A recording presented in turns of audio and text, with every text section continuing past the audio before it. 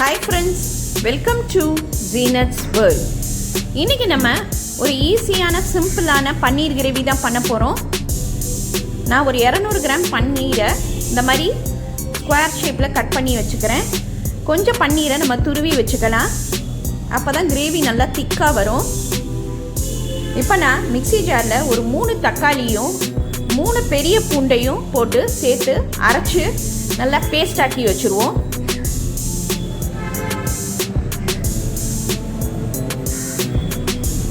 இப்போ இங்கே பேனில் ஒரு 2 ஸ்பூன் பட்டர் போட்டுக்கலாம். அதில் 2 ஏலக்காய், 2 பட்டை, 1 ஸ்பூன் சீரகம், பெரிய வெங்காயம் ஒன்று சின்னதாக கட் பண்ணிக்கலாம்.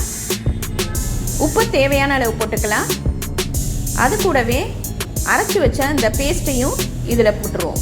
இப்போ இது எல்லாம் சேர்ந்து நல்லா வதங்கினோன்னு மஞ்சத்தூள் 1/2 ஸ்பூன், மிளகாய்த்தூள் 1 ஸ்பூன் போட்டுக்கலாம். இது கூடவே இஞ்சி பூண்டு பேஸ்ட் 1 ஸ்பூன் போட்டுப்போம். கருகிடாமல் இருக்க ஒரு 1/2 கிளாஸ் தண்ணி ஊற்றிக்கோங்க. இப்போ இது நல்லா வதக்கிடலாம். இப்போ அதில் கரம் மசாலா 1 ஸ்பூன் போட்டுட்டு நெய் 1 ஸ்பூன் போட்டுப்போம். அது கூடவே கொத்தமல்லியை கொஞ்சமாக போட்டுக்கோங்க. கிரேவி நல்லா திக்காக வரதுக்கு 1/2 கிளாஸ் பால் ஊற்றிக்கலாம். இப்போ இது எல்லாம் சேர்ந்து நல்லா வதங்கினோன்னு கட் பண்ணி வச்சுக்கிற அந்த பன்னீரையும் இதில் போட்டுருவோம். ரொம்ப நேரம் நம்ம வேக விடக்கூடாது, பன்னீர் ஹார்ட் ஆயிரும்.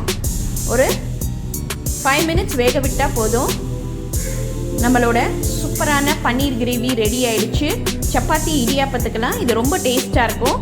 இது ரொம்ப ஈஸியான ரெசிபி. இன்றைக்கே இதை ட்ரை பண்ணி பாருங்கள்.